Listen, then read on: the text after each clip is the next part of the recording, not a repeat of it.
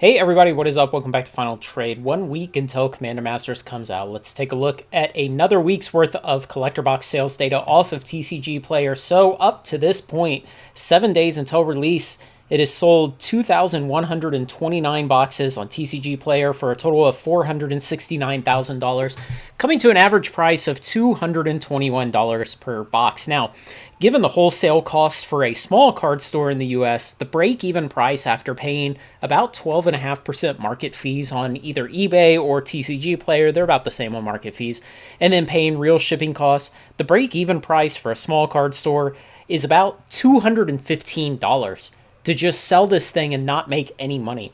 So the fact that the average box price has been $221 thus far is actually not really a good sign because it's already come down much lower than this. Remember, this is the 7-day moving average. So the points on this curve actually lag today's current price. So what to compare this against? Of course, first we'll take a look at Double Masters 2022. Put that up there, and you can see the sales of Commander Masters did not accelerate in the last week. So if we kind of imagine that this is yesterday's point, and we go about 7 days further back from that about here, and about 7 days further back from that to R-21, this has been a straight line. So the sales have not appreciably picked up in this last week over the previous week. And you can see just how much it's trailing where Double Masters 2022 was selling at the same point relative to its release day, summer of 2022. And to really put numbers to that, at the R-7 date, the same day up that we have data up to for Commander Masters this year, Double Masters last year had already sold $1,175,000 worth of product, which is exactly 2.5 times as much. So up to this same R-7 day, comparing these two sets, Double Masters 2022 last year had already sold 2.5 times as many dollars worth of collector boxes. And now there's something interesting here to think about with the same comparison on total number of boxes sold. So for boxes sold, at R-7 for DM22 last summer, it was 4,497 boxes, which is 2.1 times as many. And I almost think that the number of boxes sold is the more interesting comparison this time. You know, most of the time we're more interested in cumulative spend because it normalizes across everything else, and it's actually how many dollars were buyers willing to part with.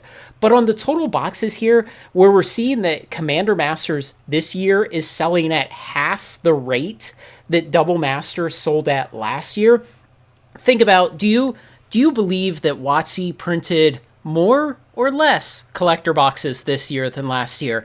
I think most of us probably think they printed more, and they're selling at half the rate. And that really doesn't bode well for the price of these boxes in the weeks to come. So I want to go ahead and put Lord of the Rings up here because it's also very relevant to this story. And of course, Lord of the Rings, the best-selling Magic set ever. And we can see it still just blew away Double Masters 2022 by 60%.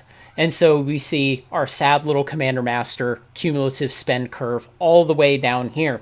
Now, there's something else interesting that I really want to show. So I'm going to take Double Masters 22 off of here, and I'm going to switch this to a daily spend plot.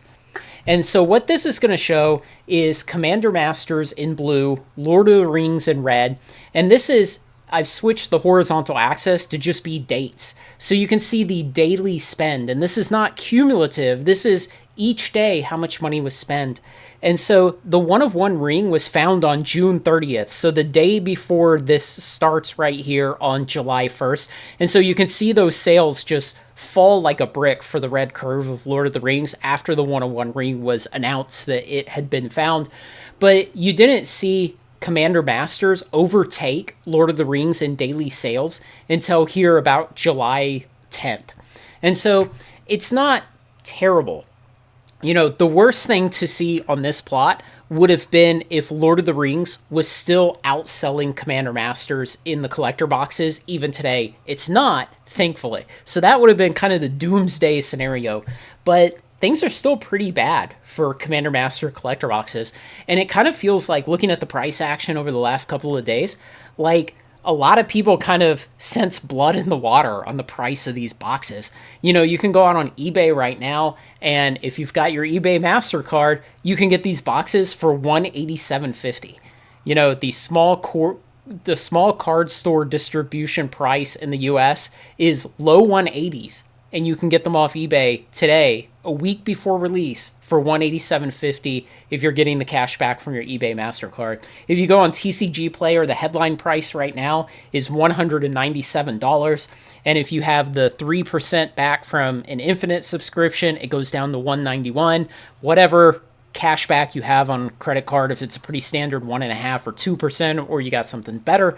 But, people look at those kind of prices right now and they do the math on it and they say, if it holds this 197 headline price, even if the TCG expansion life cycle becomes absolutely incapable of affecting this like it does every single expansion ever, and it stays at 197 as the headline price on TCG Player, and then we get a bonus buck sale, they're $167. And I think a lot of people are looking at that. They're looking at how Double Masters 2022 last year went down and down and down and down in price. Everybody had originally expected that DM22 was going to be short printed, and it turned out that it wasn't. It absolutely was not. And I don't know if anybody has an expectation that Commander Masters will be less printed than DM22 was. I certainly expect WotC to have printed more of it than they did DM22 last year. So I expect these prices to continue to fall, not just the headline prices, but man, when you go to the calculator on your desktop and you do 0.85 times the headline price to see what you would get on a bonus buck sale, and you're starting to get numbers down in the mid 160s, well, it makes you really not want to buy it today. And I think that kind of blood in the water sense is what's really hurting this, and why we're seeing these slow sales, why we're not seeing an acceleration of sales in this last week. Just going back and looking at this curve is not turning upwards, showing an acceleration of sales. And I don't know, I think it will increase over the next week because there will be more excitement leading up to release day, but man, it's really performing poorly right now. And I think everybody is seeing that the entire market is hesitating on this, and that's making everyone else hesitate. So I guess the lesson is, don't hesitate too long. There will be a point in the future when it's time to stop hesitating. But golly, looking back at what DM22 did last summer, that point may not be until 6 months from now. It's hard to say. So I would suggest, like I always suggest, buy a couple boxes now, and then that hedges you against price action in the immediate future. So, if you would eventually like to have, say, 4 of these boxes, go ahead and buy 1 or maybe 2, and then wait a few months, and come Black Friday for bonus bucks then, buy the other 2. And so then you get a good price. You're protected against this potentially flying up in the face of all the evidence and everything else that we see right now, though I don't think that's going to happen. Let me know what you think, guys. I'm going to be back a week from today with the sales data all the way through release day, which is next Friday. I think I'm going to probably cover draft boxes and set boxes for this expansion, just because these set boxes are turning out to be such a weird product with the price point and what's in them. It's really hard to see the value, but maybe I'm just missing it. Is there anything else you like to know? Leave questions below. Otherwise, like, comment, share, and subscribe. Join me on Final Trade.